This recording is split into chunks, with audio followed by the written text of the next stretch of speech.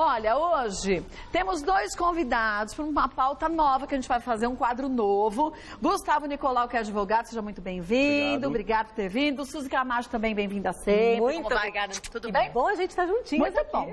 Gente, temos algumas notícias que causaram repercussão por esses dias. Eu volto para a gente começar a falar delas. Vamos pegar o lado... Beijo. Bom, hoje vamos estrear o nosso quadro aqui, notícias que causaram repercussão, para a gente saber, gente. Primeiro, segundo as nossas leis do país, como que a gente deve agir em tais situações e saber o lado emocional e da educação e social, como as pessoas devem se portar. Porque a gente anda percebendo que a falta de limite está cada dia maior. Mas extrapolar o limite também. Também é tão prejudicial quanto, né? Sem dúvida nenhuma. A gente vai começar então falando sobre o caso. Vou mostrar primeiro o vídeo do caso desse garoto que eu disse que acabou expondo a namoradinha num vídeo íntimo e depois a mãe expôs o filho também. Vamos ver? Olha lá. Você gosta? Não, mãe. De filmar as pessoas na situação degradante? Abaixa essa mão. É isso que você acha bonito? Não. Ah? Não, para. Abaixa essa mão. Para. Abaixa essa mão. Para. Abaixa essa mão. Para, senão ela dói. É isso que você acha bonito? Não. Você é muito homem? Não. Você é muito homem pra filmar uma Mas menina não fui numa eu que situação... mando pra Cala ninguém. sua boca, não quero saber se você mandou. Olha pra mim. Você é muito homem pra filmar uma menina numa situação que ela vai ter vergonha pro resto da vida? Abaixa essa perna. Abaixa essa perna. Levanta essa cabeça. Ai. Levanta essa cabeça. Mãe, para. Levanta a cabeça e abaixa essa mão. Ai, que para, por favor, para. Por favor, para. Ai, meu dedo, para, meu dedo. Olha pra mim. Para. Abaixa essa mão. Por favor, para. Você é muito homem? Não, mãe, para. Abaixa essa mão. Abaixa essa mão. Para. Abaixa a mão. Ai, Então, para, gente, por favor. Babaca. Vamos falar primeiro Babaca. de uma coisa. É isso que você A gente sabe que educar nunca foi fácil. E agora mais agora difícil piorou mais ainda, ainda. com certeza. Porque a gente está numa época complicada, porque Sim. o jovem, ele se envolve emocionalmente, sexualmente, cada vez mais cedo. Muito precocemente. As consequências que a gente vem percebendo de doenças sexualmente transmissíveis em jovens, muitos jovens, infelizmente tem aumentado. E paternidade, então? Paternidade E também, maternidade, não meninas é? de 13, 14 anos sendo mães sem ter a menor condição. Nem muito tempo atrás, a doutora Albertina Duarte esteve aqui e falou que fez um parto de uma garota de 9 anos. Gente, uma garota de 9 condições anos que não nenhuma. sabia quem era o pai do filho. Aí você fala, meu Deus, dá pra julgar uma mãe? No sentido de, gente, você sabe que chega uma hora que as mães, os pais, e aí que a gente precisa de uma ajuda psicológica, Isso. profissional, como a gente não sabe mais como agir. Na hora de tentar dar limite para um filho, pai e mãe também erra, também se excede. Como agir? E nesse caso, a gente vê que ela estava, e não foi a intenção nem da mãe, colocar o vídeo do filho para expor o filho via internet.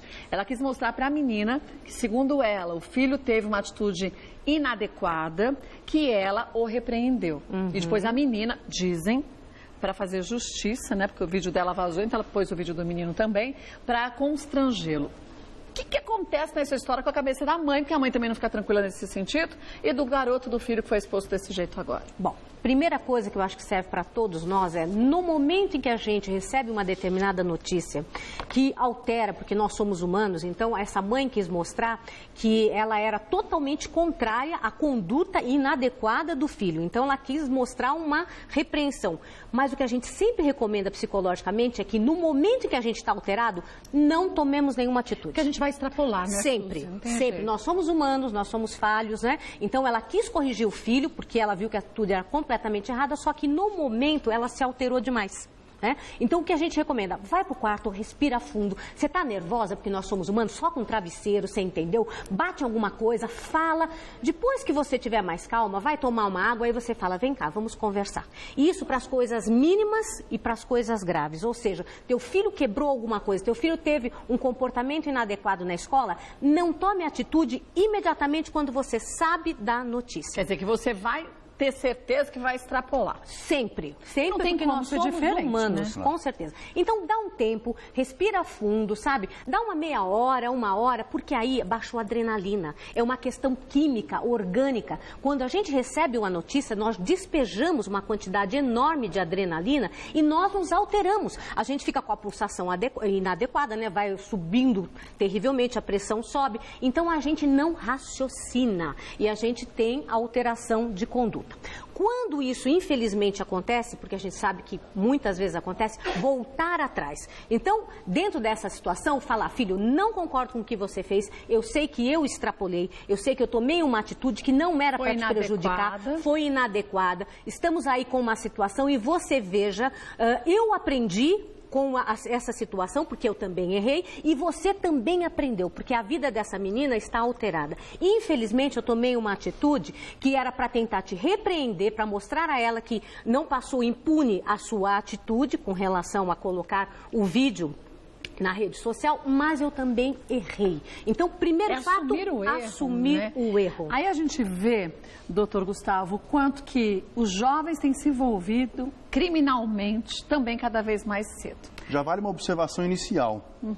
Manter relações sexuais, ainda que consentidas, com uma mulher antes dos 14 anos já é estupro. Então, essa pessoa já vai ser condenada por estupro, nesses casos. Mas ele tem 15, ela tem 15. Eu me referi àquela gravidez de 9 anos que você mencionou antes. Não, mas é bom a gente falar disso. Ainda que consentida. Sim, ainda que ela queira, peça, até os 14 anos já é estupro. E essa pessoa será sendo menor de idade, maior de idade? O menor de idade, ele não se submete à esfera penal, assim como o maior de 18 anos. Sim, mas ele vai ter haverá consequências, sem dúvida nenhuma. Né? Agora, em relação a essa falta de limite, a Suzy disse muito bem, os pais têm que se posicionar do jeito certo, mas têm que se posicionar. Mas a maior parte dos pais hoje em dia, eles terceirizam a educação dos filhos. E aí a gente entra num outro campo minado, que é de jovens de todas as classes sociais, classe baixa, média alta, classe alta, se envolvendo em crimes. É a falta de limite que se tem dentro de casa, que se acha que vai acontecer a mesma coisa, como se a gente infelizmente vê com os políticos que não são penalizados. Essa impunidade que também está fazendo com que o jovem ache que ele é forte bastante, faz o que quer e pronto, não assume riscos. O jovem hoje é autoridade, né? Ele é uma grande autoridade. E é curioso essa terceirização do filho, até em escolas, né? O pai, ele paga a escola e acha que está deixando como se fosse uma concessionária de veículos, né? Deixei para você consertar, né? E as consequências são essas. Exato, e a disciplina vem de casa, eu bato sempre nessa tecla. A escola tem a função didática de dar o conhecimento, de dar, enfim, uma formação acadêmica. E não de educação, exatamente, educação é em casa, valor e princípio é em casa. E você que está em casa, assistindo essa situação, comente com o seu filho, com a sua filha, as consequências de um ato impensado. Porque é assim que o filho aprende. É quando a gente comenta o caso de terceiros, então você fala não no sentido de criticar, mas de mostrar a consequência do ato. Você viu o que aconteceu com esse menino? Olha, ele foi lá, ele achou que ia fazer uma coisa bacana. Então, mas você concorda que isso acontece também, uma vez que a gente vê que a impunidade está muito grande? A gente vê jovens de 14, 15 anos que matam, que estupram, que são traficantes e riem na cara de todo mundo, porque nada são acontece. Impunes. Exatamente. Quer dizer, não era hora da gente rever, então, essa maioridade penal, já que um jovem de 16 anos escolhe o seu presidente, os seus políticos, ele tem capacidade para isso. Não tem capacidade para arcar com as suas consequências? E curioso que a contradição é dentro da lei, porque aos 18 anos você pode, por exemplo, comprar um prédio, se você tiver dinheiro. Aos 18 você tem a maioridade civil. Você pode contratar, comprar, vender, alugar, emprestar. E penalmente você não responde, né, antes dos 18 anos. É meio inconsequente essa lei, não é? Quer dizer, a gente teria que reverter também as leis que são muitas vezes de 1945, quer dizer, uma realidade completamente diferente do que a gente tem hoje, que não cabe uma lei tão branda assim, Só um detalhe importante, a mudança na maioridade penal exigiria uma mudança na Constituição, ou até uma Constituição nova, e muitos doutrinadores argumentam que nenhuma nova Constituição seria permitido mudar essa maioridade penal. Por que não? Porque é uma das chamadas cláusulas pétreas, uma cláusula que não se muda porque é um direito individual do cidadão. São cláusulas que não podem mudar. E aí eu bato muito nessa tecla enquanto psicóloga e eu digo... a pessoa deveria ser punida, independente da idade, pela gravidade do crime que ela cometeu. Pela crueldade. De bolacha é uma coisa. Agora, a crueldade, ela planejou, ela agiu, ela levou o revólver para a escola. Daí já denota que realmente a personalidade daquela pessoa é defeituosa. Mas tem um transtorno de personalidade. Mas de acordo com essa gravidade do que ele fez, ele deveria, na verdade, ser punido. Mas aí vamos lembrar que foi determinado nesse país também que dar uma palmada é crime. Então, quer dizer, tem filho hoje em dia que fala assim, me bate. Exatamente. Tem meus direitos. Tem meus direitos. Exatamente. Vou te denunciar. O dever não sabe o que tem. Vou te denunciar. Vou lá na delegacia e vou te denunciar. Quer dizer, uma palmada. Gente, tem que entender a diferença de uma palmada e um espancamento. São situações completamente distintas. E uma chinelada na cara é meio grave. É outra coisa também severa, né? Quer dizer, porque aí mexe com moral também. Não é só uma correção. Quando se bate na cara, se bate dessa forma, você denigra moralmente, humilha o outro, né? A honra da pessoa. Quer dizer, uma palmadinha é válida no seu modo de vista? Aquela coisa de, oxe, tu vai parar ou não vai? Eu já mandei parar na terceira? Ou você acha que não? Olha, o contato físico com relação à criança, ele tem que ter a medida certa. Às vezes você freia a criança e fala, abaixa e olha para os olhinhos dela e fala assim, escuta aqui, não está certo isso que você fez. Isso demonstra para a criança que ela passou dos limites. Ali tem uma barreira. Exatamente. Então, quando você diz, você exclui totalmente certas atitudes dos pais, e a gente volta a dizer, nós estamos falando de espancamento, mas segurar a criança e falar, escuta aqui, para, que negócio é esse? Você não viu que você está prejudicando teu irmão, machucou o seu irmão? Isso é uma questão que eu vejo assim como sendo um limite que é saudável. Tanto é que grande parte de nós que fomos criados de uma outra forma, a gente entende perfeitamente certas atitudes que os nossos pais tiveram, porque a gente percebe que aquilo era um ato de amor nos regrando. A gente apanhava, não era espancado. É outra coisa. E a gente continuava aprontando, não é verdade? Sim, porque é do ser humano, ele está buscando qual é o limite dele, né? Mas, ele vai em busca. Então, mas a gente teve o limite, a gente aprendeu a lidar com a frustração, porque se impunham limites pra gente, dentro de casa, na escola, fora de casa. O jovem de hoje, primeiro, não tem frustração nenhuma. Dentro de casa, pai e mãe faz o que quer. Pode tudo. Pode tudo. Não espera mais nada. A gente esperava para ganhar presente no Natal e olhe lá. Hoje, com certeza. Não é? E era presentinho bobo. Hoje em dia quer um aí isso, aí aquilo outro. Último tipo. Criança de 10 anos, 8, 9, que querem coisas tecnológicas, quando, na verdade, não tem nem capacidade para aquilo emocional. Exatamente. Como você vai fazer com que a criança entenda que site ela pode acessar e que site que ela não pode? Se ela tem livre acesso a tudo. Exato. As escolas que permitem que as crianças levem essas tecnologias todas, porque é mais fácil. Você ter 200 crianças num pátio, controladas por 2 B10, todas com o celular na mão, conversando por WhatsApp, do que você ter 10 B10 para cuidar dessas 200 crianças que vão correr e fazer uma bagunça tremenda.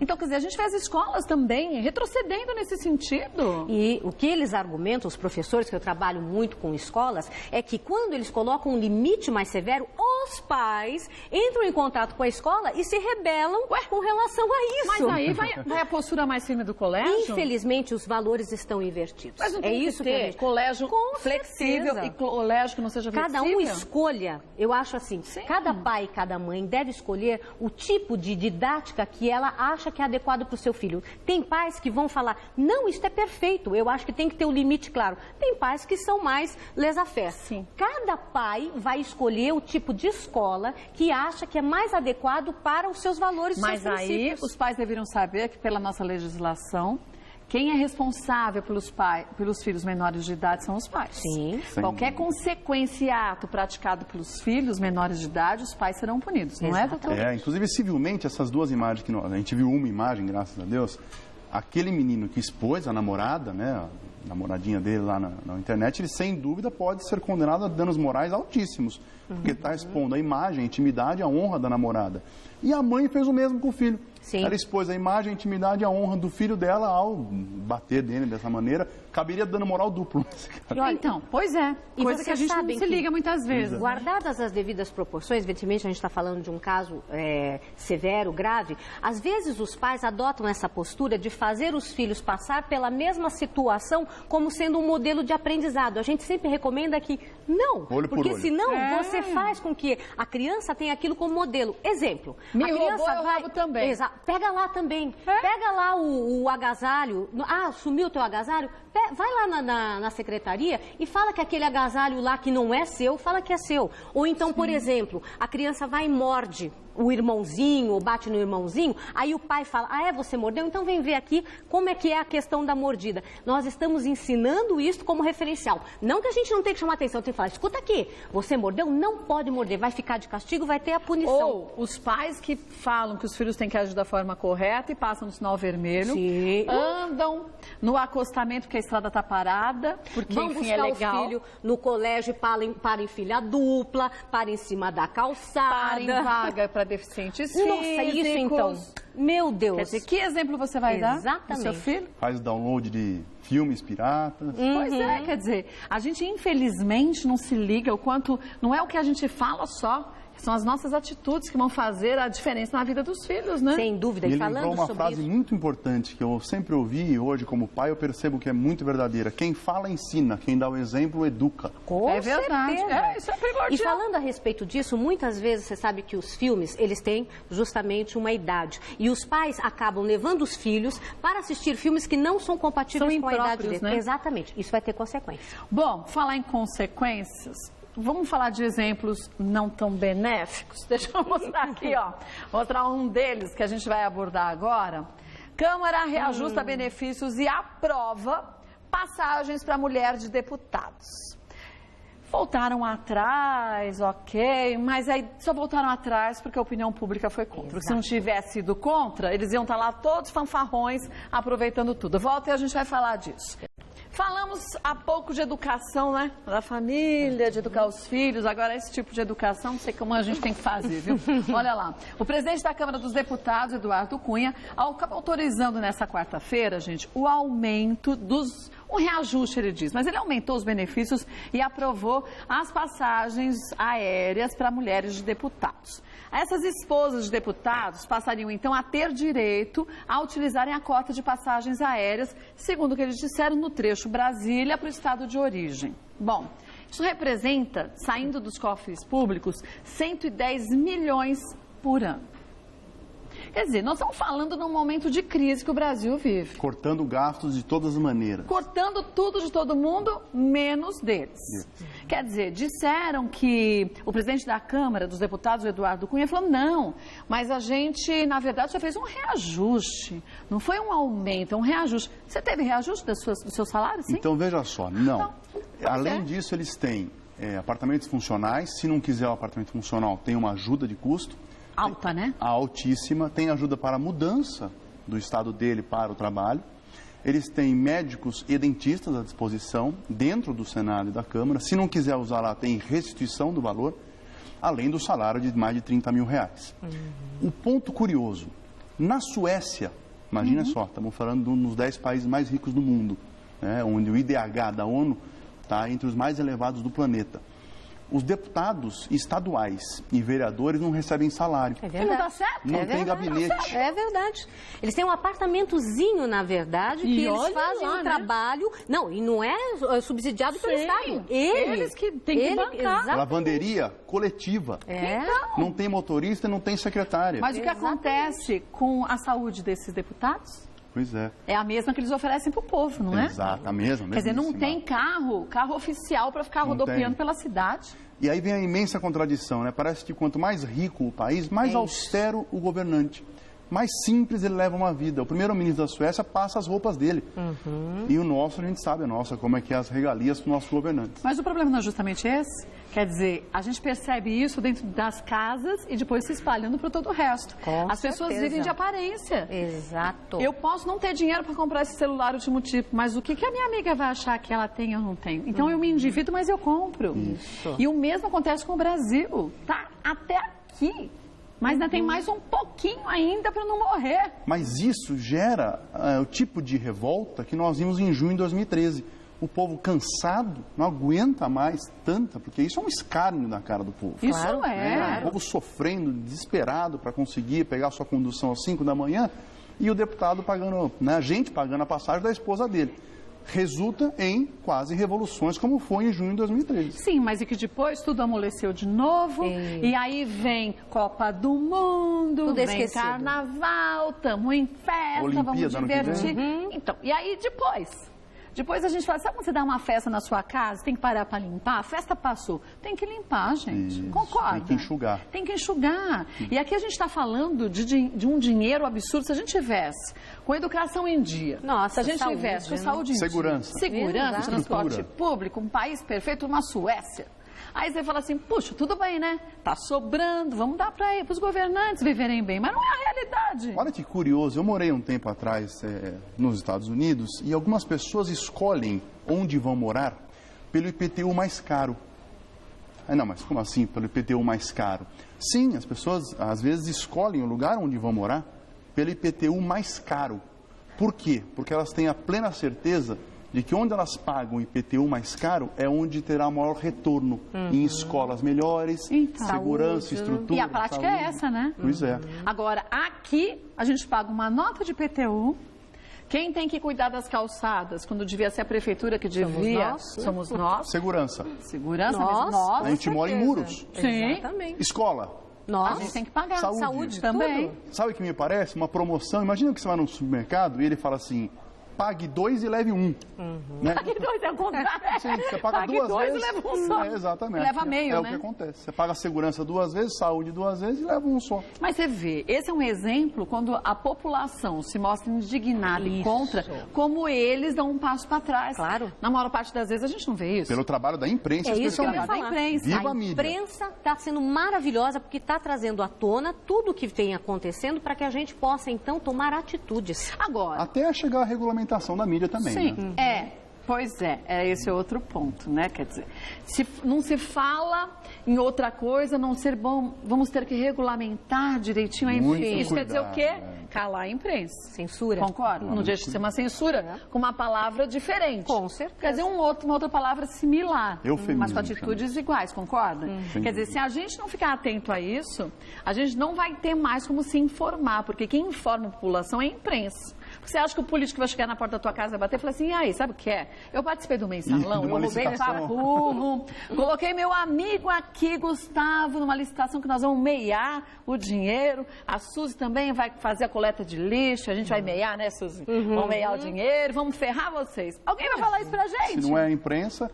E que tem medo também. Claro. E sejamos francos, não são todos os canais. Aqui na Gazeta a gente tem liberdade de falar o que a gente acha. Mas muitas empresas, muitas emissoras, muitos meios de comunicação não dão essa liberdade. Então aí a gente sabe que é complicado. Até porque alguns são subsidiados pelo governo. Sim, até porque nem rabo preso. Vivem da propaganda que o governo faz. Que é uma forma de controlar aquilo que vem à tona, não é? E uma coisa que eu acho importante a gente colocar, porque o teu programa é muito assistido, e principalmente assim por pessoas que lidam com essa parte de educar crianças, é essa questão da gente mostrar que deu resultado sim, a gente saber das coisas e se rebelar. Porque nós brasileiros temos uma questão de sermos demais assim complacentes. Passionais, demais. Né? Então não podemos. E é importante quando um pai e uma mãe sentam-se à mesa com o filho e conversa a respeito disso, mostrando, você está vendo? O indivíduo queria fazer alguma coisa que não era justa, porque é o nosso dinheiro, porque nós temos que ter essa consciência. Dinheiro público é o dinheiro seu, é o dinheiro meu, é nosso. É que a gente tem aquela noção de que público não é de ninguém, não é? Então, passar isso para os filhos e falar, está vendo como foi importante, está vendo que a gente tem que estar informado nesse bate-papo e não aquela situação de deixar a criança sentada ou assistindo televisão e comendo, sabe, no computador e comendo, sem sentar-se à mesa com um adulto. Comendo e no celular. Exato, no tablet, lá jogando e nem olha para os olhos dos pais, não é? Então, este é o momento da gente mostrar que tem efeito quando a gente se rebela. Agora, quero saber de vocês o seguinte. Tem uma série muito famosa que está passando na TV a cabo e também a gente percebe, até assistindo telejornais e vendo pela internet, que em muitos países os políticos são obrigados a dar entrevistas. Se você é político, você é obrigado a sentar aqui, porque sou eu que estou te pagando, eu como povo, e você é obrigado a responder todas as dúvidas que todos nós temos. Isso no mundo todo acontece, mas aqui no Brasil não.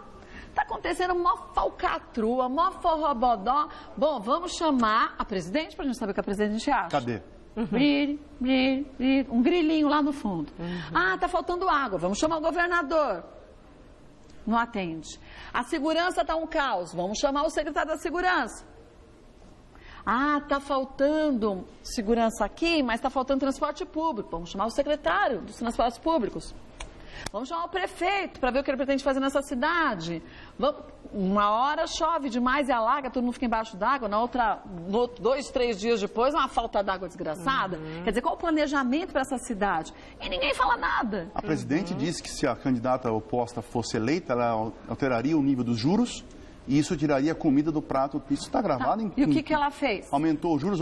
Hoje nós temos os maiores juros do mundo.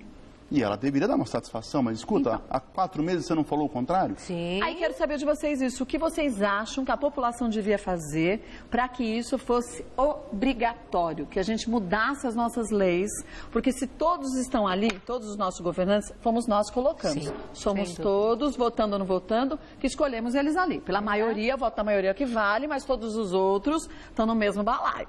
Recebem a consequência. Como agir nesses casos? Eu volto e aí vocês me explicam, tá bom? Como que a população deve agir para a gente conseguir ter esse direito? Porque, segundo a nossa legislação, os nossos governantes, eles têm que fazer uma prestação de contas à população, e isso transparente. Sim, e não é feito. Como fazer valer isso? A gente precisa ser mais engajado. Eu acho que o brasileiro precisa ser mais informado, mais lido, mais politizado e mais preocupado com a res pública. Isso é notório que as pessoas não se engajam mais. O brasileiro não gosta de ir na reunião de condomínio. É porque é chato. Porque é chato, é melhor que Big Brother Brasil. Isso. Mas ele está tratando ali do dinheiro dele, do dinheiro público. Isso se revela também quando estamos falando de governo.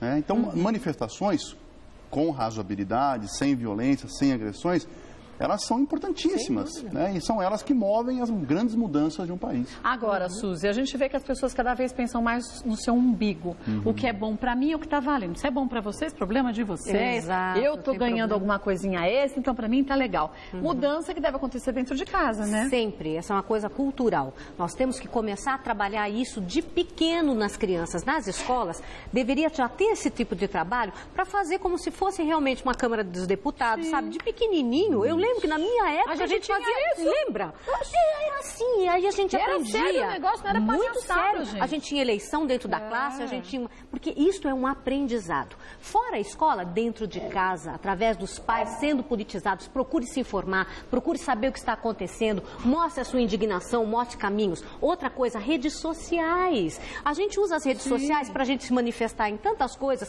que são de lazer. Exato. Por que não passar um pensamento teu sempre evidentemente com respeito, não é? Com equilíbrio, nada de ofensas, mandar também e-mails justamente para as autoridades. Mas aí a gente tem que falar de outra coisa. As redes sociais hoje em dia virou terra de ninguém. Se você tem a sua opinião e eu sou contrário, eu te esculhambo. Acaba com você. Eu não quero saber por que da sua opinião, para ver se você consegue me trazer um argumento para complementar a minha opinião.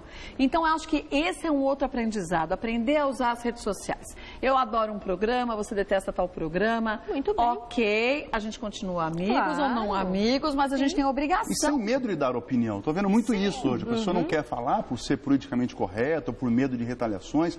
A gente precisa dar a nossa opinião, né? Sem dúvida. Seja ela qual for. Mas as pessoas precisam... Com razoabilidade. Sim, mas precisam aprender a respeitar a opinião contrária. Exato. Tem que ter tolerância para opiniões diferentes, não é? Porque isso é o fundamental e isso falta na nossa sociedade atualmente, né? Se você é diferente, você é discriminado. Então, não. Tem que haver o respeito. Você pode se colocar e deve, quando você acha que aquilo não está correto, sempre com equilíbrio, se manifesta. E aí é que vai. Sabe?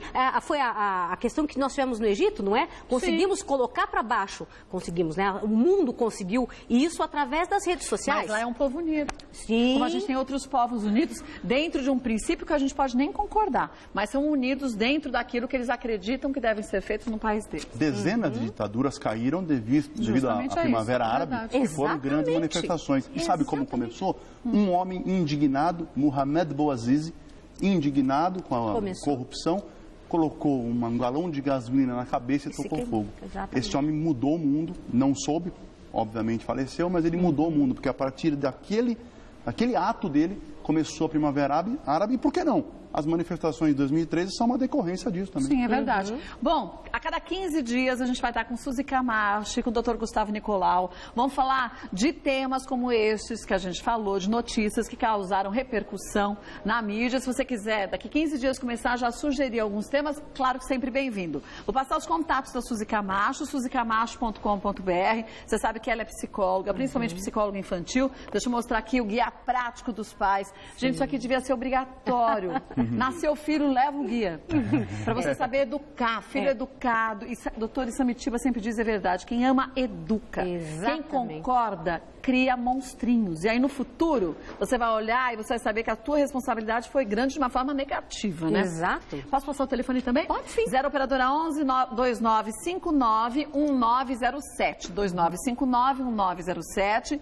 E o Dr. Gustavo Nicolau, o site gustavo-nicolau.com.br. Posso passar o telefone? Pode. 0 operadora 11 3237 4947. Queria agradecer demais a participação de vocês. E a gente também. 15 dias. Obrigada. Um beijo, querida.